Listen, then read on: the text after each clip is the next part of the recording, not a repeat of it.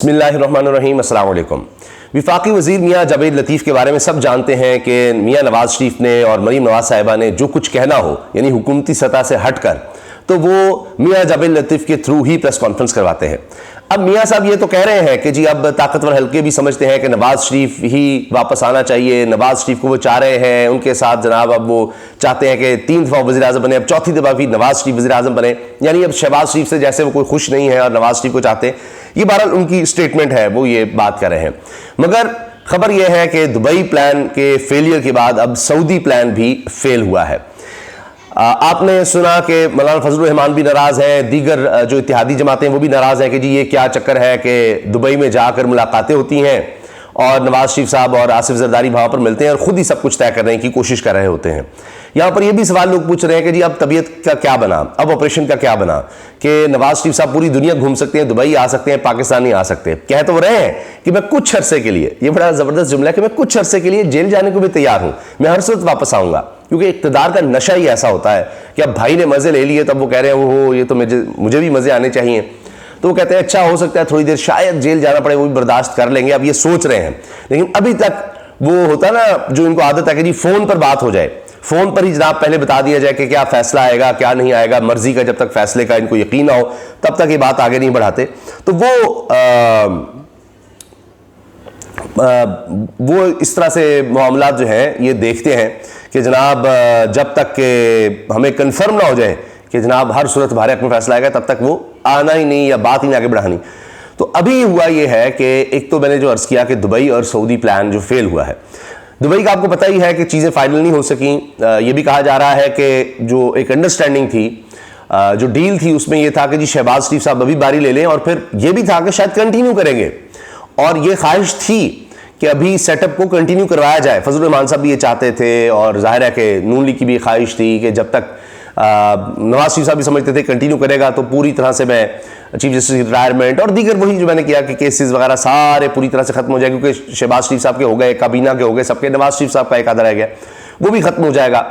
लेकिन IMF का भी मामला और ताकतवर हल्के भी फिर ये समझते हैं कि नहीं अब बहुत हो गया जी, अब नया सेटअप आए। अब खदशा ये है पीपल्स पार्टी को, खासतौर पीपल्स पार्टी कहती है नहीं जी टाइम पर इलेक्शन करवाएं, इसलिए उन्होंने स्टेटमेंट भी देना शुरू कर दिया 8 अगस्त की पहले ही, और मजबूर किया जा रहा है कि नून लीग को कि वो भी अब कहें कि जी हाँ जी मुद्दत पूरी करो, और शहबाज शरीफ साहब ने भी कह दिया। लेकिन अब केयरटेकर सेटअप का मामला है कि वो तवील हो जाए ताकि उस दौरान मजीद ख्वाहिशात जो हैं उस दौरान में पूरी हो जाए। पीपल्स पार्टी जो है वो थोड़ा सा इस पर भी उसको खदशात हैं, तहफ़्फ़ुज़ात हैं। बहरहाल अब मियाँ नवाज शरीफ साहब की तो ना वापसी की फौरी ख्वाहिश और केसेस सारे पूरी तरह गारंटी की वो नहीं हो रही, हो जाएगा उनका मामला, सबका हो गया, लेकिन जिस तरह के वो चाह रहे हैं वो नहीं हो रहा, और जिस तरह से वो चाह रहे हैं कि जनाब इक़्तिदार उनको सौंपा जाए वो अभी तक माहौल नहीं बन रहा।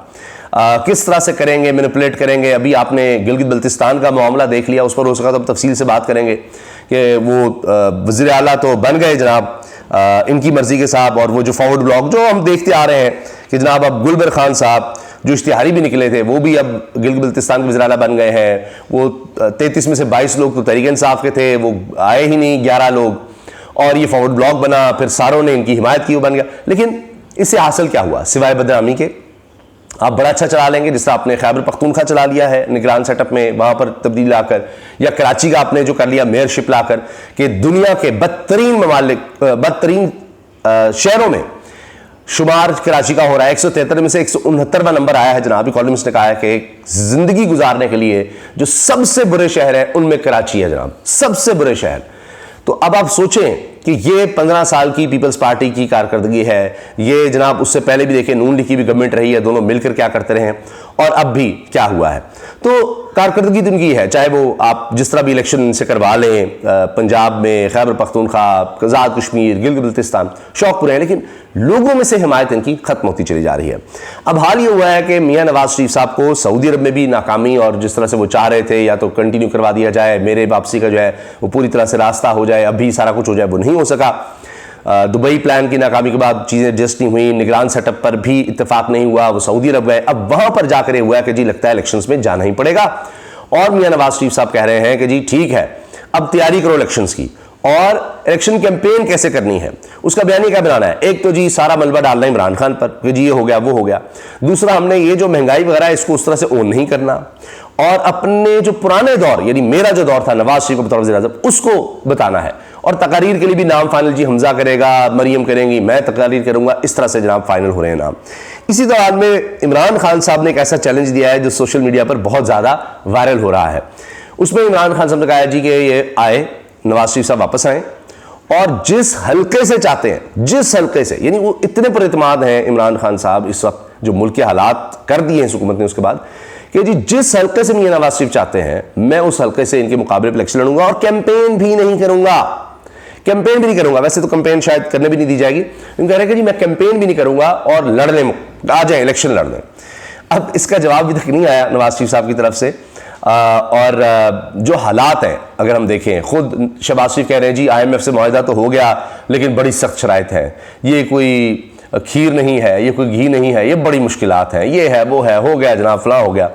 और महंगाई की सूरत हाल पर लोग मुसलसल ट्वीट कर रहे हैं, वो कह रहे हैं कि जनाब इन्होंने तो जितने बुरे हालात कर दिए हैं इतने आज तक नहीं थे।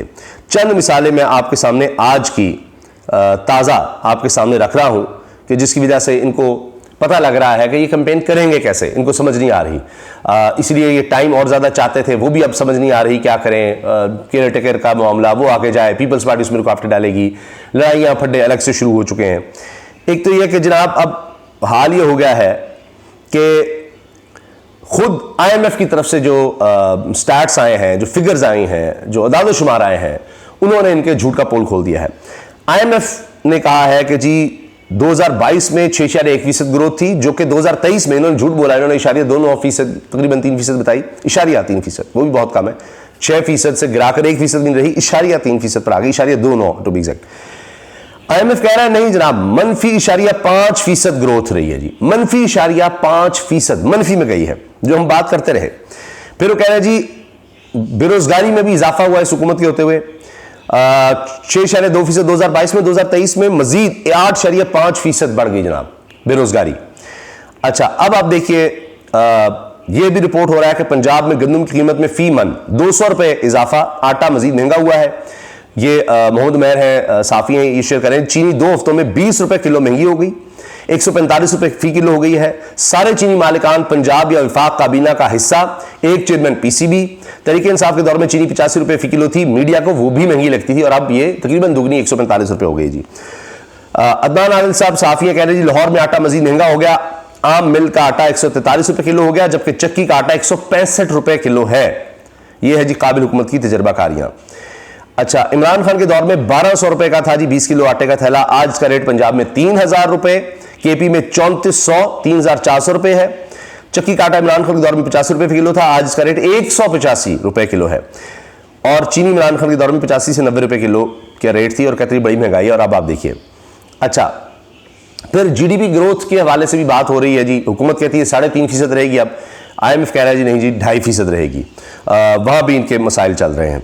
तो ओवरऑल अगर आप देखें तो इनके लिए मसाइल ही मसाइल हैं। आकर किस तरह लोगों को ये कहेंगे जी 1.5 साल की हमारी कारकर्दगी जो है ना, उसको बस आंखें बंद कर दें, उधर ना देखिएगा, बस पिछला देखें और हमें वोट दे दें, वो बात नहीं बनेगी। अभी तो ये आप देखिएगा कि एक तरफ तहरीक इंसाफ को तो इजाज़त ही नहीं है ना जलसे जुलूस, किसी भी तरह से कोई कंपेन सवाल ही पैदा नहीं होता अभी।